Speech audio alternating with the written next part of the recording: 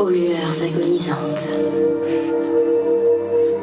À mes côtés, gisant, un jeune homme d'à peine 18 ans, sueur de douleur. Je n'oublierai jamais ces mots qui changèrent ma nuit, illuminèrent ma vie. Mais j'aurais tellement aimé la voir. Notre-Dame. Notre-Dame de Paris.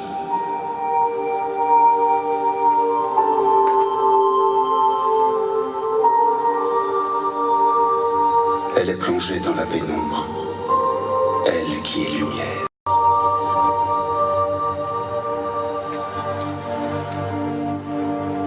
Sa peau est dorée, blonde comme les blés. Elle est belle, la première saluée par le soleil. Elle a fleuri la tige de Jessé.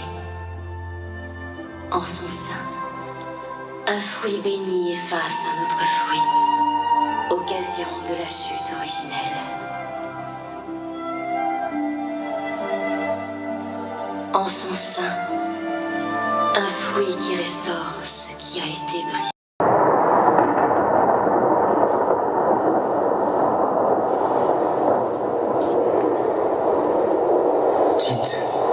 S'il vous plaît, parlez-moi d'elle. Comment dire non quand il s'agit de Notre-Dame? Les abîmes n'étaient pas encore et déjà elle était conçue. La Vierge Mère, trône de la sagesse. Elle paraît si loin les premières heures, la paille protégeant les ébauches d'élévation.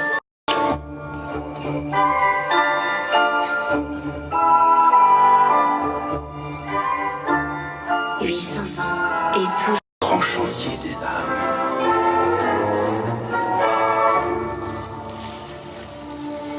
altérée, dégradée mais toujours restaurée, Notre-Dame offre au premier regard sa façade art. Sa dentelle de sculpture fascine. Elle raconte l'accomplissement d'une longue lignée royale. Le salut de Regina Coeli, Notre-Dame. Sa gloire est célébrée par un cœur immense, soufflant à pleine puissance par ses bouches de métal son hymne vers les cieux.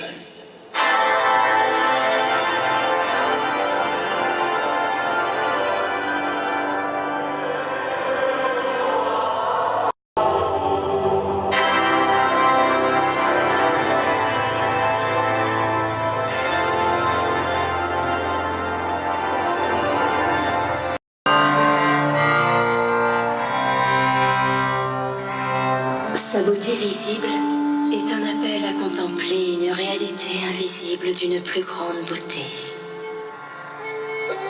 Depuis des siècles, en son cœur une flamme accompagnée par des milliers d'autres.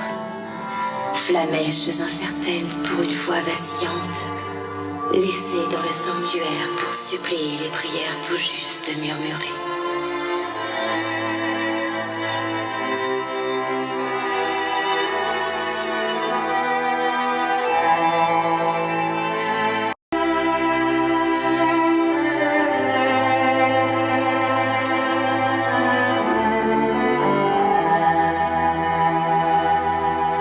Flamèches allumées depuis des siècles par des mains venues du monde entier. Des mains de passage, éprises de beauté. Des mains incrédules, des mains souffrantes. Des mains abîmées mais brillantes. Des mains mendiantes ou reconnaissantes. Je voudrais moi aussi déposer une bougie, comme le premier homme. Nous irons ensemble et nous prierons pour la paix, à l'appel des cloches de la tour nord.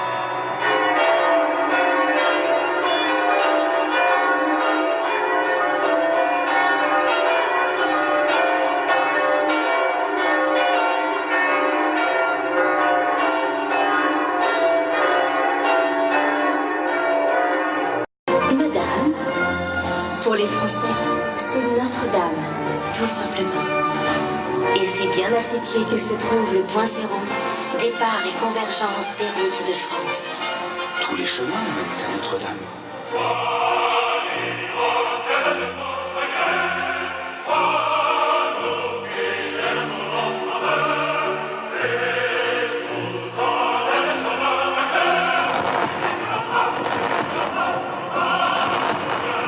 Lys, abeille, aigle ou cocarde,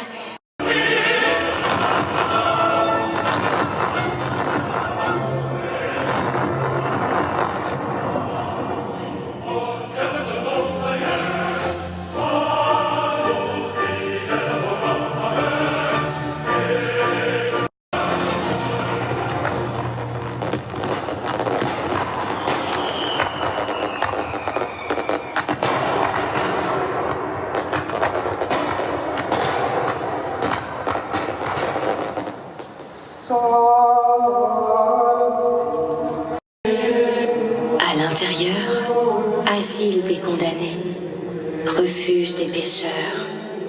C'est le domaine de la Dame de cœur. Même les rois y sont à genoux.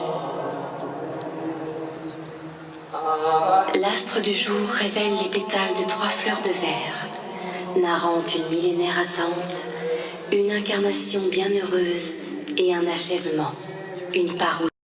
En ce XIIIe siècle, siècle de Saint-Louis, siècle de chevalerie, de courtoisie, 3 roses, en hommage à la Vierge Marie, l'éternel féminin. 3 rosaces pour l'étoile du matin, porte du ciel, arche d'alliance, vase d'honneur, rose mystique.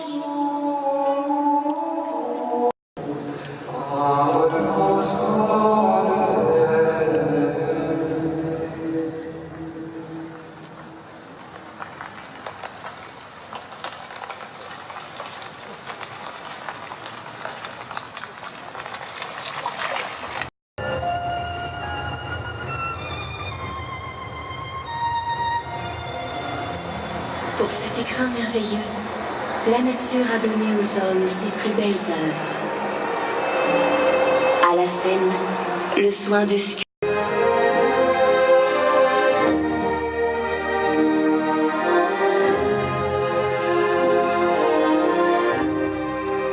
Point de marbre lointain pour la dame. La terre de l'Île-de-France donnera sa pierre, un calcaire lumineux, legs d'une mer chaude et peu profonde, mer des temps les plus lointains.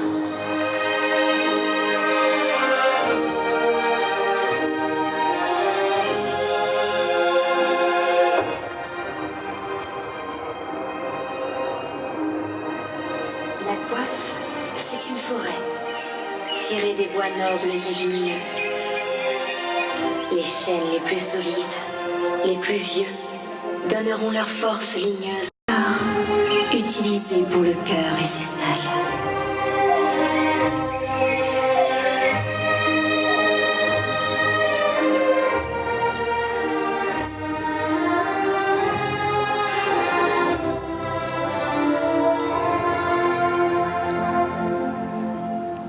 Et depuis, sous le regard maternel de la Dame de Pierre, des siècles de vie parisienne. Banquet, fête, heure et oraison. Joyeux ce peuple, et enthousiaste cette construction. Colorée, cette façade.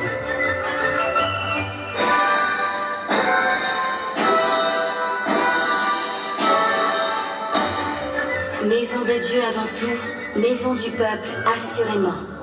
Église des grands deuils et des grandes victoires, église des actions de grâce et des grandes douleurs, qui mieux qu'une mère peut rassembler ses enfants.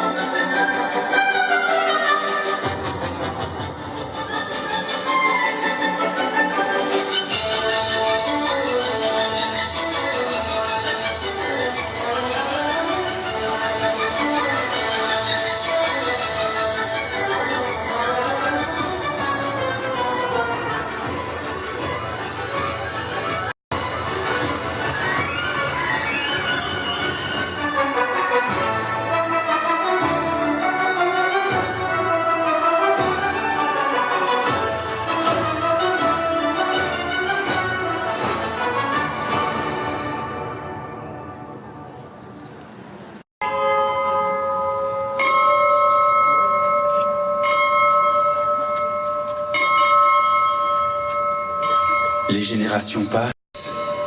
Elle provient d'un équilibre merveilleux.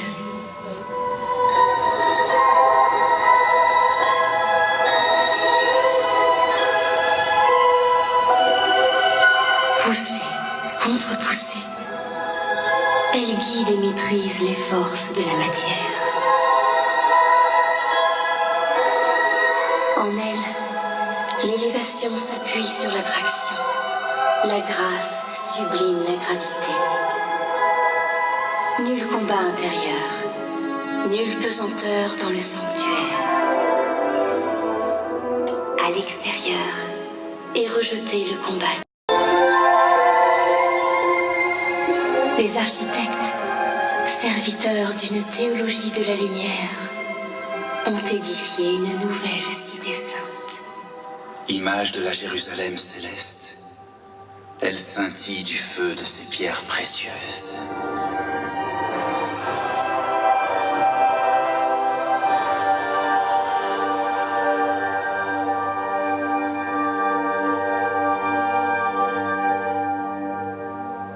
Le sens de cette allégorie est inscrit dans la pierre. Sa robe est un rébus de nombre et de géométrie. Ainsi l'ont voulu ces évêques bâtisseurs, Maurice puis Eudes de Sully.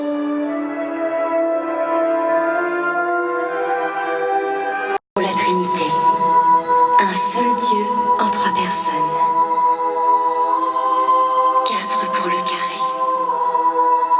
L'univers et ses points cardinaux, les 4 éléments et les 4 saisons, le monde fini. Enfin, le rond, figure parfaite.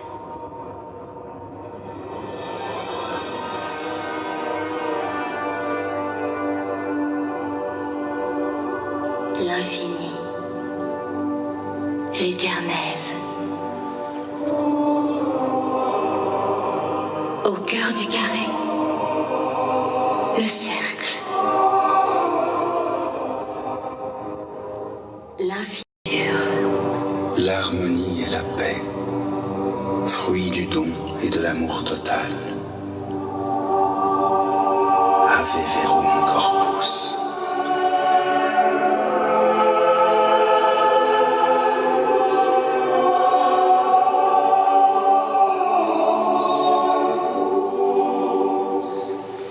Ce furent là ses derniers mots.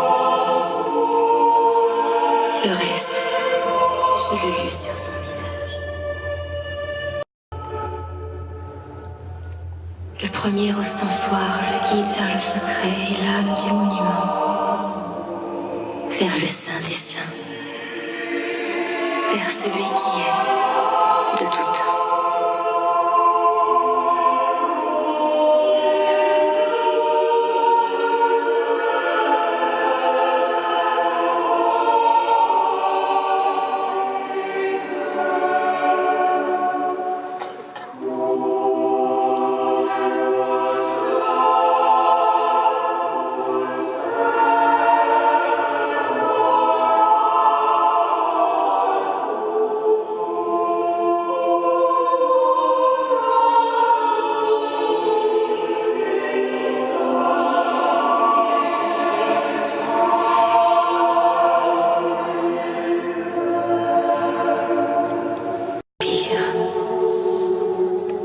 Je baissais les yeux et cueillais son dernier sourire.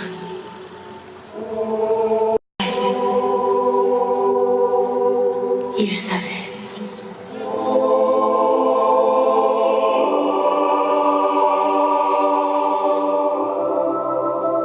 Femme, voici ton fils. Fils, voici ta mère.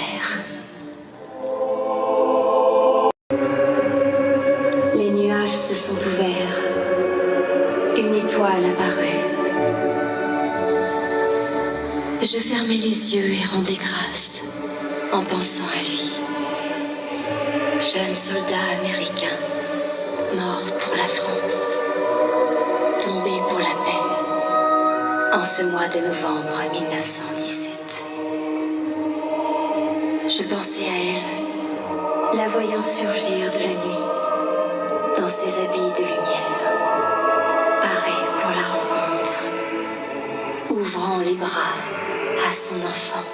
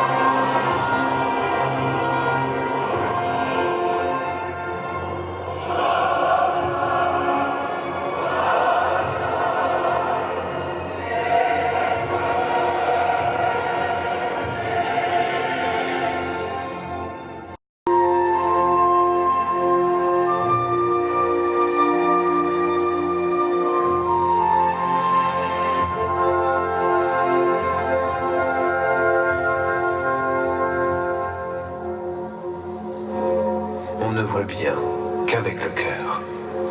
L'essentiel est invisible pour les yeux, disait le Petit Prince de Saint-Exupéry. Salut, porte du ciel. Salut, dame de cœur.